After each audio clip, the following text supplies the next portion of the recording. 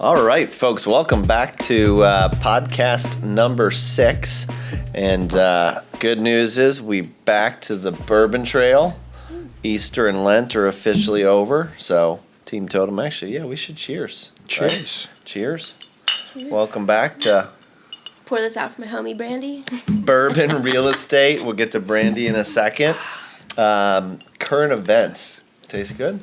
Oh, Yes, it tastes very good. Yeah. Brought to us by Bullet today. Paige thought a little differently.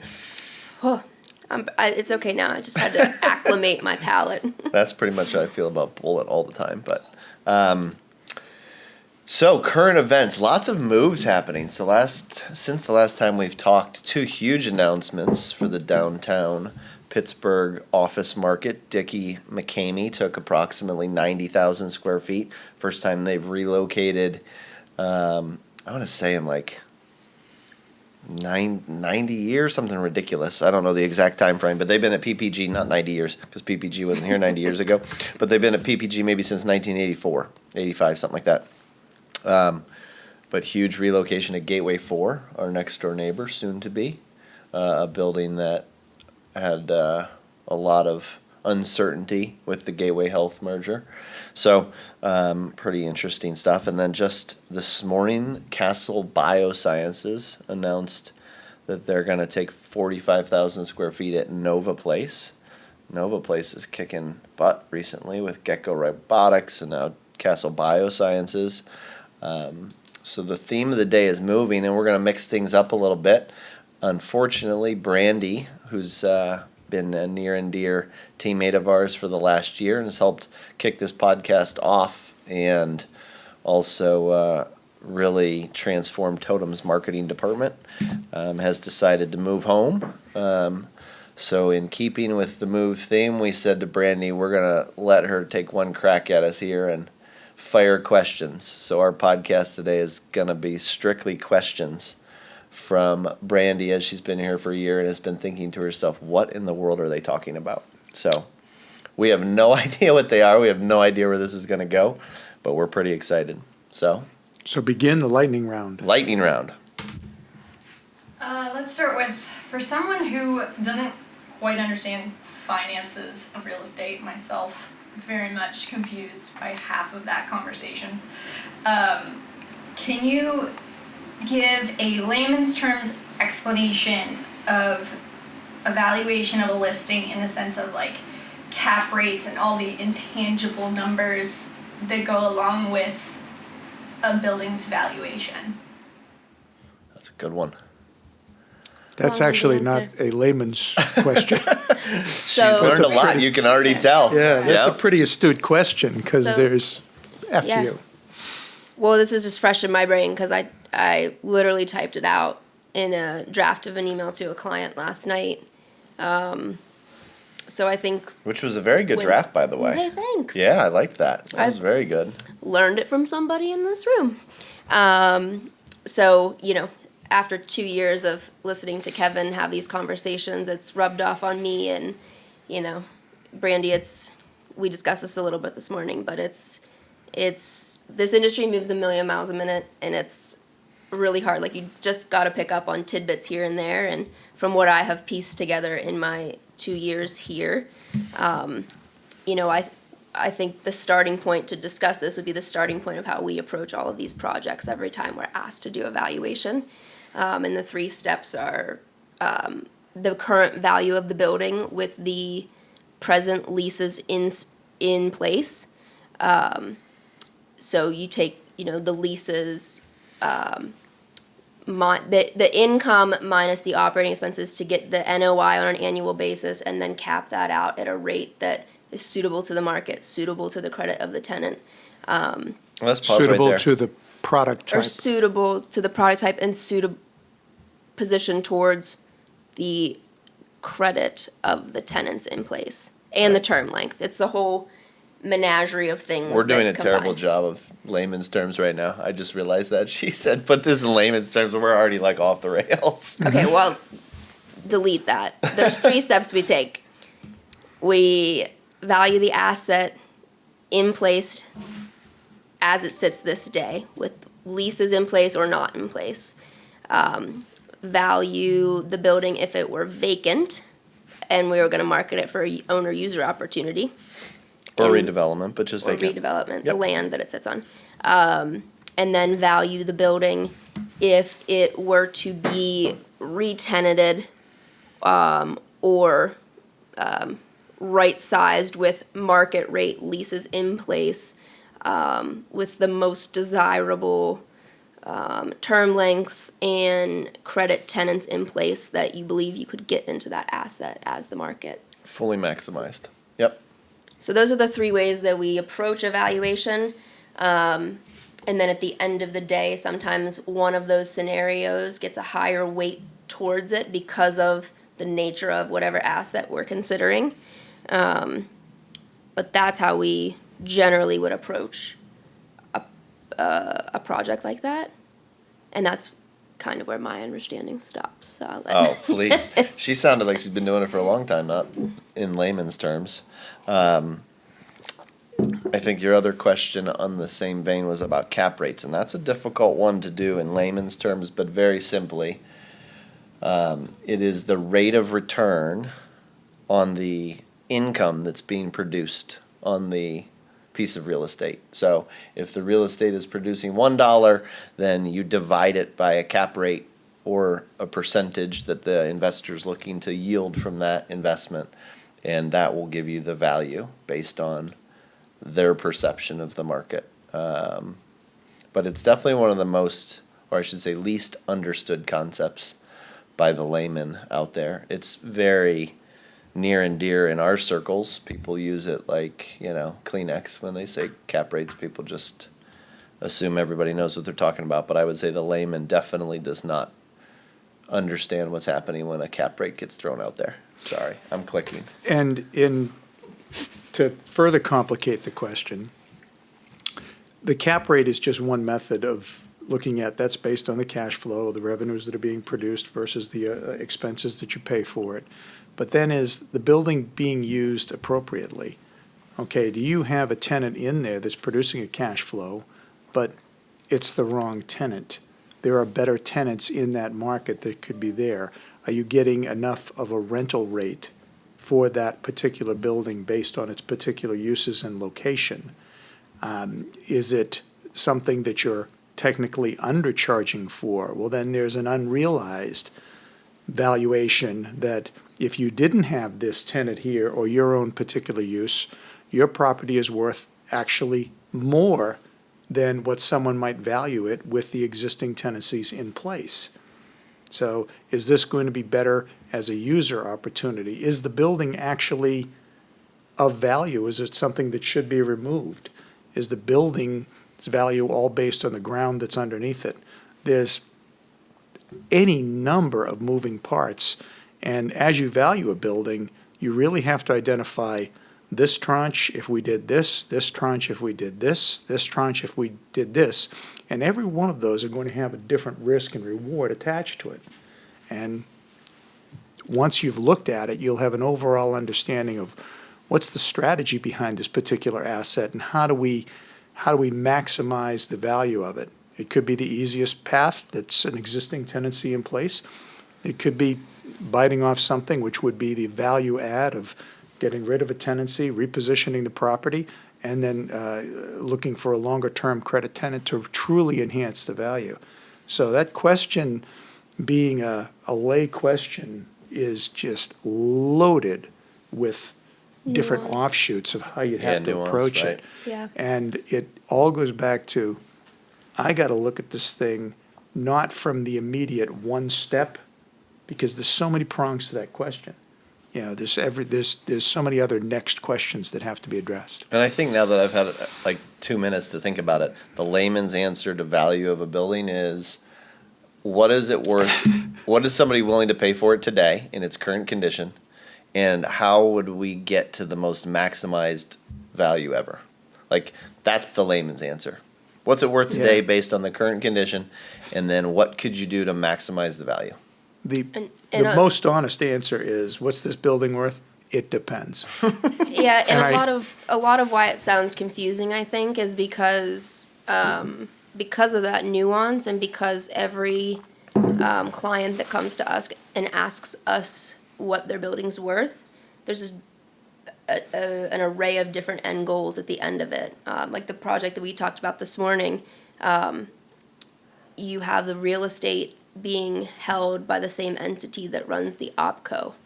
So, that is where you get into more not even high level, more sophisticated finance things or structures of, could the operating company be paying real estate or be paying rent to the real estate holding company if they were different entities? And how would that alone increase the value of the actual real estate? Probably a moot point if the owner of the operating company that also owns the real estate doesn't want to sell the real estate, but understanding the situation of the clients and their long-term objectives dictates how we approach that. Yeah. So it seems like a lot because you haven't witnessed just like a simple We've officially proven that you can't answer that question quickly or in layman's terms. It's a trick question. Ask an So move easier on to one. the next one. Next. Yeah, I guess my next question was dovetailing into an example that we've certainly discussed in the past of a client selling the operating company and not realizing the value of said real estate that they owned, and how that affects not only your determination of the value of that building, but the previous owners obviously didn't even value it the same way you would, and who's buying it, are they going to agree? So there's multiple points of view on the value of building, and that just doubles the sophistication, as Paige just said, of the factors that you put in. And it's, from my point of view, been used to think, well, it's bricks and mortar. What is the value of the bricks? What is the value of the land? What is the value of the roof? Like replacement cost. Replacement cost and actual cost and tangible cost. Right. And that is not even a tenth of the factor into what values a property. You see a listing come across and you go, from the outside, from my point of view before here, would have been, well, that building's worth this much, and Right. that land cost this much. So therefore, how are they getting to that number? Right. And watching not only you guys decide that, but the current owner's understanding of that. Like, it's fascinating. You pointed out we had a call yesterday on a project where it's a substantial piece of real estate. It's a substantial investment. I mean, we're talking tens of millions of dollars. And I literally don't even know the address because the real estate almost doesn't matter. The credit of the tenant is so good. It's a Fortune 100 company. It almost doesn't matter where the real estate's at and what they're doing with it. Like the bricks and the sticks in the roof, candidly don't matter. And, a client is going to make an offer on said property. I don't want to say sight unseen, but effectively sight unseen, because they're effectively attributing value to what is the importance of the cash flow from that company to them over a long period of time. And that's what understanding and knowing what are the absolute benefits of ownership of that particular property. The benefits of ownership of that property are the fact that this tenant is in it for this period of time paying this rent. Everything else is irrelevant, whereas there could be a completely opposite scenario where having the tenant in a space is an actual detriment to the value of the property. Right. So it really is all over the board. And even the people that own the property don't look at it with the depth of, these are the things that you should be considering when you place a value here or when you decide to transfer this property. It's a very convoluted process of what does it mean for the appropriate purchaser or what does it mean for the appropriate party owning it. A lot of moving parts. Lots of moving parts. There's not just like 3 inputs. It's like Yeah. a choose your adventure. Like depending on the end goal, you can take 7 to 7,000 routes to get there. And I think that's where our holistic approach and what Kevin founded Totem with the intent of delivering is working together as a team to ideate all of these things and to talk through these things as a team. And with our client, it's not like you just go down a checklist and put a number in for, the roof's age, the replacement cost, the market comps, that's not how we operate. Yeah, you need So to I know what think their it's- goals are and what their objectives are, and layer that in with the real estate thing. It's super complicated. And then even layer it in of like the value add improvements that could be made in terms of re-tenanting or adjusting leases as they are coming up for expiration Right. with market rate leases that create that value. So it can be I don't want to say the manipulation, but the targeting of certain financial aspects of a property that you could improve to increase. It literally increase is the overall financial valuation. engineering Yeah. at the end of the day. Yeah, and then identifying what is the highest and best use of this particular It's asset. gonna be our and new titles, how- financial engineers. How do we Very get fancy, I there? like it. How do you get there with Except I that? don't know anything about finance or engineering. All right, what's next? Totem does both tenant rep and listings of properties for sale or lease. For each of you, which do you prefer and which do you want to get more into? Everyone say their answer at the same time. One, two, three. Tenant rep. rep. Next. Next. No, we love our listing and landlord clients too, but There's just Is it- more opportunities for the creativity. When you're representing a building or a space for lease, outside of the financial mechanisms that we have talked about engineering, you are working with that space.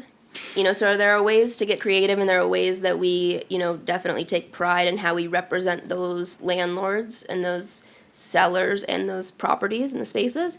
But I think that tenant rep assignments lend themselves a lot more to kind of that like super client centric view that we take on the world, where like we have the ability in those assignments to really go out in the market and truly find what's best for our client, rather than we represent a building, we can only do so much to change the material makeup of that building. So in my mind, tenant representation or buyer representation just allows us to operate in that realm where we can really add a ton of value. And the listing of the property is actually a misnomer. There are a lot of firms that will just list properties and that property becomes an inventory. Totem is hired to act as an advisor to the owner. Part of the advice of a real estate that we'll give to a real estate investor is there's properties that you should be acquiring, and at the end of the day, there's probably properties that you should be disposing. And we're not looking at it from let's get this inventory on the market like we're stocking a shelf. It's let's identify who the best user is for this particular property and specifically target that particular person to dispose of that asset, because that's not the best use of the investor's money at that particular time. That might be listing a property for sale. It also might be repositioning a property. It might be recasting a lease within a property. It might be just financial engineering of that particular asset. What is the best way of making this the most value and the most efficiency to the actual owner of the asset? It's from the investor out, not from the product in. Mm-hmm. So technically, yes, we are listing properties, and technically we're committing acts of brokerage when we do this, but it's the actual strategy behind it. What is it that you're trying to accomplish? We're not just trying to accomplish something to get it to the form of a transaction and close it. We're actually trying to do it in a method of this is another step we get to complete the strategy and allow this company to become more efficient, a better operating company, or a better in return on your investment, better deploying of that asset dollar. So Michael didn't answer. It was tenant rep or landlord rep. What's your Pardon? answer? I'm going to go to the other side and say we are investment advisors. I Now, like it. the easier one It's to a very do. political answer. Yeah, the easier one to do is tenant representation, because at the end of the day, you know, the tenant is the one with the power. You're representing the dollar that's being spent. Okay, if you're representing a particular piece You of just said it was product. easier. I know. Did you see how I he heard that, just like, it's No, totally I literally think, backhanded. I put think us it's, down? I actually think it's an easier thing to do, because you can identify what it, and I also say this from doing this for close to 40 years too, so there's Oh, now a he's reason. saying we don't have enough experience. No, to no, be it's good just, as a it's just landlord rep either. Jesus, the Michael. heavier lift is to find the Sells right Bruce Commerce solution Park. at the highest price.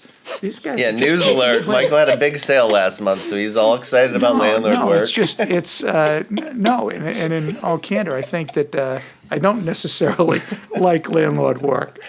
But that doesn't mean you don't have to do it, because it's part of the work we That's a do good on question. behalf of investors. Mm-hmm. There's Ourselves included. yeah, I mean, if you I don't know, I can't do any other analogy other than real estate. Looking at the product that you're trying to transfer, or the reason that you're trying to transfer it, is just as important as what you're trying to acquire. There's a reason why you're trying to acquire a product. When we represent a tenant, you can have two buildings that almost look identical, but between the landlord, the operating, the ops cost, the column spacing, the physical footprint of the building, the location, they can be completely different dynamics to the actual company that's going to be going in and occupying it. Something that is going to find its way down into the bottom line, something that's going to find its way down into human resources, retention of talent.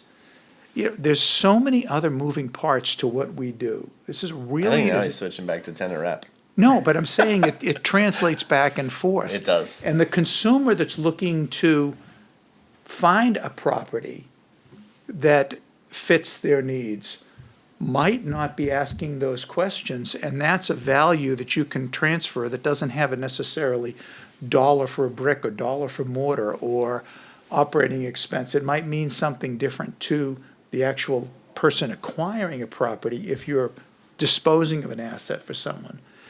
It's just, there's so much going on, and you constantly have to be looking at the world from 20,000 feet and then just dive right down and get into ground level too at the same time. Yeah, you got to be able to do it at both levels. You have to do it at both levels. And I don't think that you can truly do one without being fluent at the other. Agreed. The idea of, oh, I You just said while list not being buildings. fluent at the other. Is Pardon? that what you said? You said while not being fluent Right, at the you other. still Oh, gotta you be had you to be have fluent, to, but in yeah. order to negotiate, you have to understand on both sides of the table. You know, you have to know, this is why I did it on behalf of the landlord. And when we work for a client, we have a fiduciary duty to get the best deal for anybody. And I have been a landlord, and I have been a tenant representative. And there's, like I said, there's tricks of the trade where I can give you $1 and I can take it back 7 times. And that's what the expertise is. And I guarantee you, the majority of our industry and the majority of the people that actually spend money on real estate don't get down to that granular level of asking those questions. And I've pretty much monopolized So that short question. story long, Michael's response. Next question. I like real estate. I think like that's the bottom both. line. We love real estate. Well, I don't know if you're gonna be able to answer this one, but I thought I'd throw it in for fun. What is the most ridiculous request or demand you've heard come from either a landlord or a tenant in a lease negotiation? There's a lot of them. Lie. What? What? Lie. Oh. What do you mean? Remeasure a building that you can't support. Try to justify something that is, for the most part, not justifiable. That's from a landlord aspect of it. And, I think that's the education of, say, well, yeah, you can't do that. And understanding this is the reason why. So Rewind the tape. So you're saying you've had a client ask you to lie.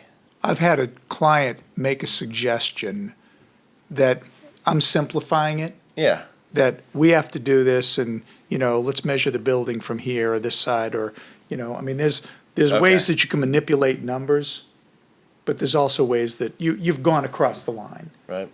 That's a good one. That is the most egregious thing that I think anyone has asked to do. Now, that's not the dumbest thing that people I was have going to asked say of the you. word was ridiculous, right? Yeah. Yeah, ridiculous, okay. egregious versus ridiculous, semantics. I'm just thinking because there's lots of examples, so I'm trying to come up with the best one. Yeah, and I'm hesitant to answer it because It's all right. In 2 years, what's I mean, the most ridiculous thing you've heard someone ask for?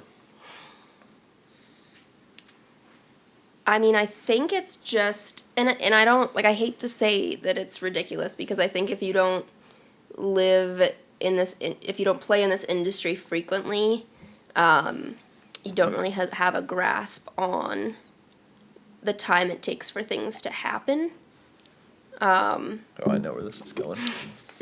So, and especially right now, with lead times being so long and labor being difficult to find and product time frames, when you need to do a build out of a space, you can't turn a space around in 30 days anymore by and large. And because of COVID, I think contracts, even before you get to the point of turning around a space and building it out for tenant improvements, contracts, I think, are even more painstakingly litigated now because of what the world went through at the beginning of COVID with force majeure and, mandatory minimum operating hours and the whole array of things that came up during COVID that got people to start paying attention to their contracts. So I think it's just the expectation of how quickly things can happen and the contrast with reality that,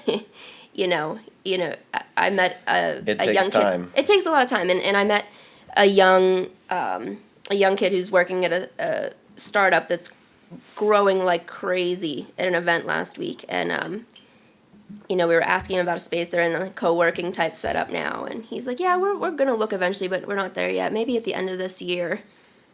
And I was standing in a group with several other, advisors, brokers in the Pittsburgh community. And we all looked at each other and we're like, no, you should have started last Yesterday. month. Right. So I think it's just the expectations. We never want to feel like we're letting our clients down, but certain things that they expect from a time frame perspective, just no one could deliver it. It's not possible. So that to me there are days where I think this is wild. Like, how do they think I could do this? But then I realize, though, they don't live in this world, so how would they know otherwise? And- So just as a PSA to everyone out there, start a year in advance, at Right, least. and the other part please. of it is that you can't explain to them how bad it will be or the financial harm that you could cause your company if you don't start it in advance. Right. Because you've been put into a situation now, you're trying to do something that takes 6 months to a year in the space of a month and a half. Somebody is going to take advantage of that, Yeah. landlords, And rightfully so. and You lose a rightfully lot of so, leverage, because yeah. you lost all your leverage and your piss poor planning prohibits peak performance.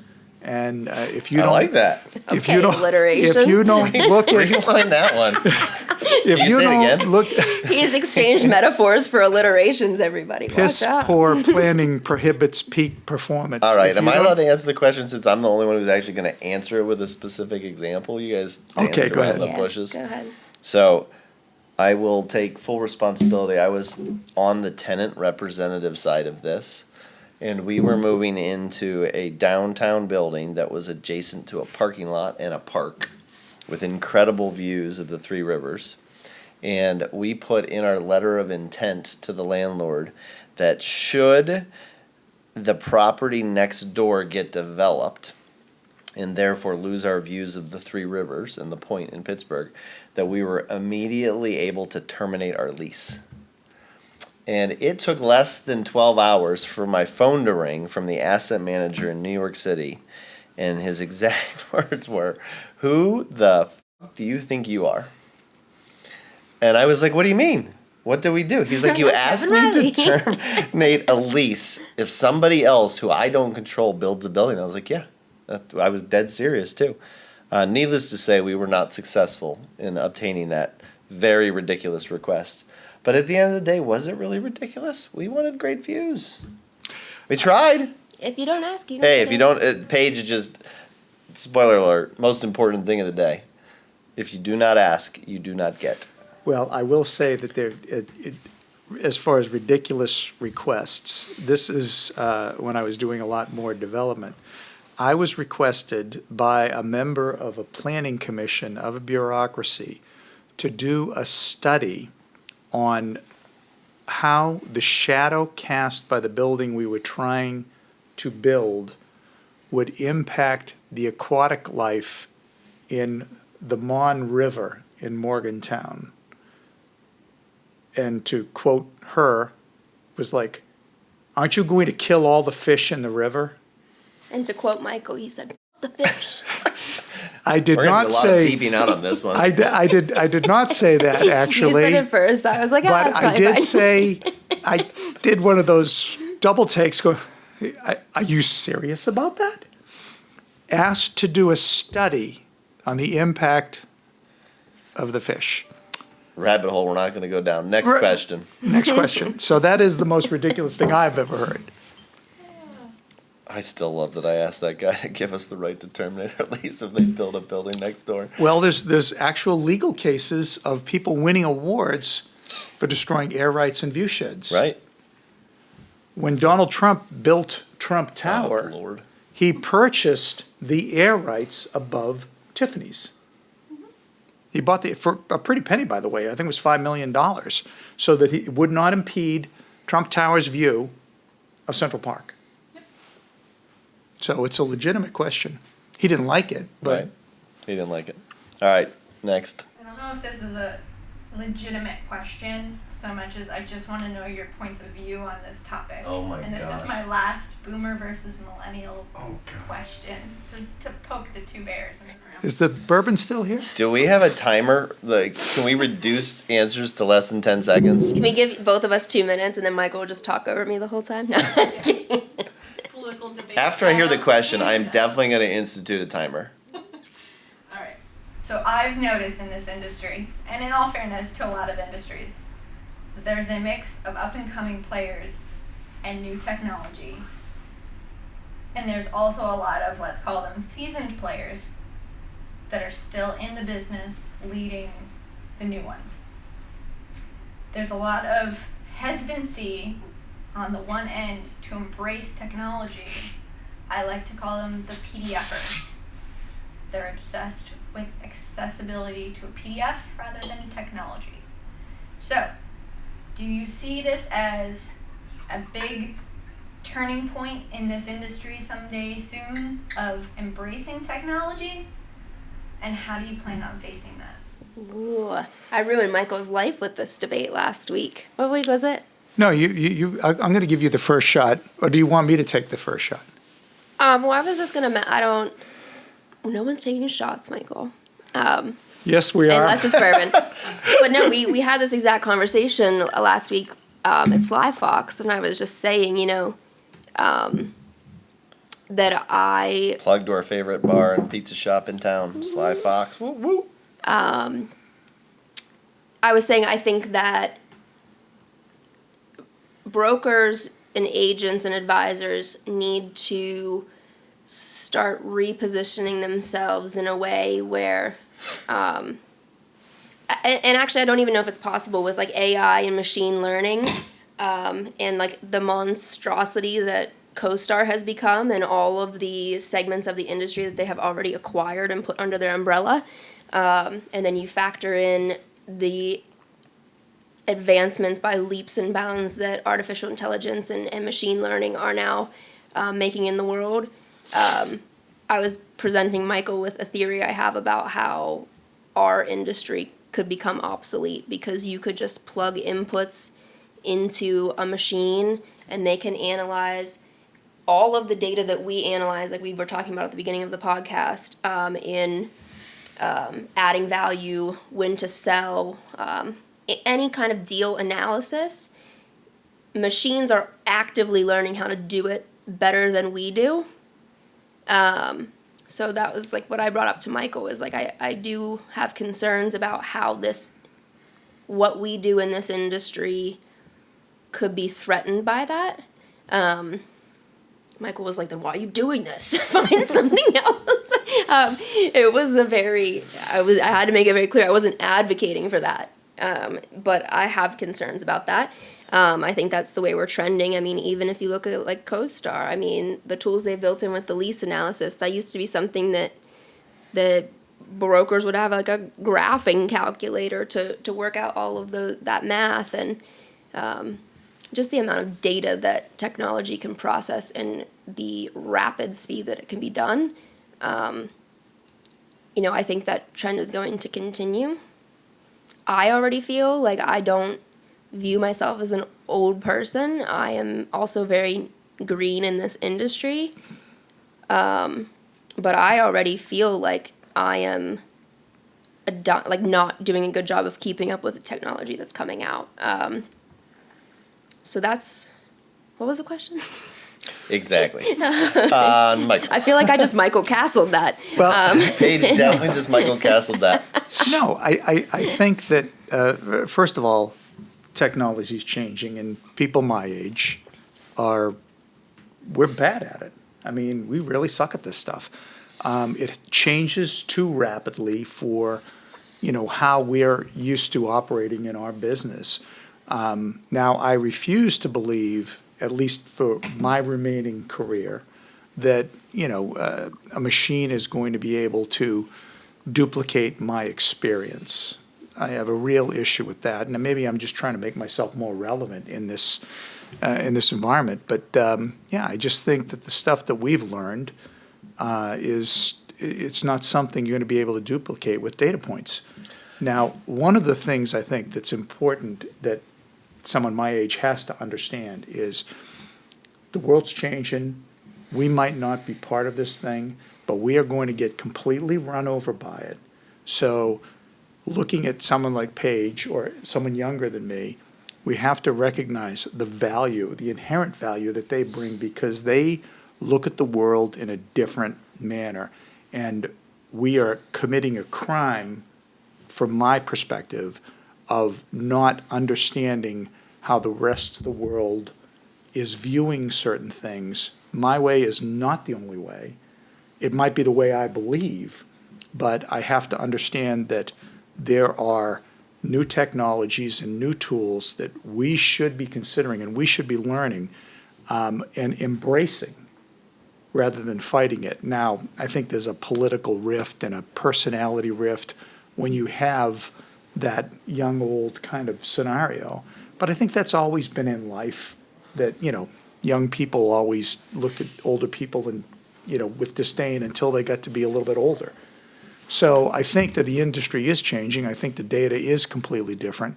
I think the consumer, the guy that I normally would have dealt with, they're probably retired and, on doing something else, and there's a whole new breed of people that we're providing counsel to. But at the end of the day, the information and the interpretation of that data is what we get paid for, or it's where we earn our money, what makes us different from everybody else. So I think that it has to be, at some point in time, we're going to get a lot further getting along and collaborating with young and old and bringing different perspectives than we are just kind of trying to stop the train. Yeah, and my 2 cents is, as you guys know, we've been early adopters of some pretty significant technology in the industry.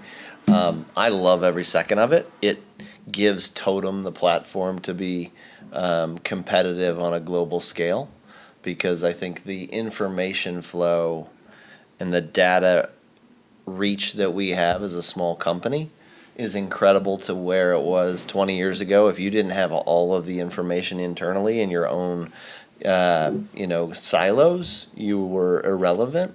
And I think our clients, to Michael's point, really are counting on the interpretation of that data, not the data itself. So I love it. I think everything about the technology is fantastic. And I think until humans are completely removed from the process, meaning landlord's a machine, tenant is a machine, and only machines communicate in the process, that there will always be a critical piece of the puzzle of interpretation and human interaction. And therefore, unlike Paige's concern that our role is being potentially eradicated, I think our role is becoming more and more valuable every single day. And it gets me Agreed. really, really excited about where we're headed in the future. And to With be clear, I'm the not benefit talking. of technology. And to be clear, I'm not talking about like technologies that exist in our industry today making us obsolete, but I'm just saying that, machine learning is literally teaching robots to think like humans. So I think it's something that could become obsolete in the future. That's all I'm saying. It's just The like good news is I'm a fantastic painter, so we can always resort to that if the machines take over The- real estate. I did listen to a podcast the other day about how we could, there's a concern, obviously, of this taking over, and I won't go down too much of a rabbit hole, but there's a concern about AI and robotics replacing so many of the jobs we do. And someone brought up a point where it's like, well, then maybe we could just get back to living our lives. Like, we wouldn't just have to work all the time. All right, so I'm a painter. What are you? I'm going to be either cocktail piano at a Holiday Inn. Do you know how to or- play Do the you piano? play piano? I can learn. No. He means drinking Today. cocktails and playing a piano. Today, machines take over. You have to do something for work. Tiki bar in the Keys. Well, No okay. question. I'm Bartender? there. Absolutely. And you? No, I think the point is if machines take over, we don't have to work. But what would I be doing? I'd be Well, you'd have to. Well, we're not going rescuing down that. dogs. I'd be in the mountains of Montana with a bunch of dogs. Rescuing dogs. Yeah. Getting paid to do that, or just We don't need jobs, Kevin. The robots do the jobs, and we just reap the fruits of their labor. okay? That's the glory. All right, of but it. in my question, you have to do a job and get paid for it.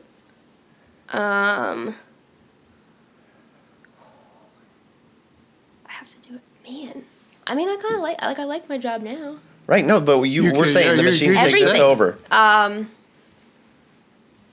Well, the robots can also play piano and make cocktails or bartend at a tiki Oh bar. my gosh! I don't know, guys. It's a You moot actually point. have pianos that can play piano. I think the point is of what Jesus. would our hobby be? How would we spend the rest of our time in life if we didn't have to work? But that Because wasn't that's the what question. the robots would replace. Okay, but that wasn't the question. What would I do if it weren't about the To money earn a I'd living, make? what would you do if you weren't doing real estate because machines took over?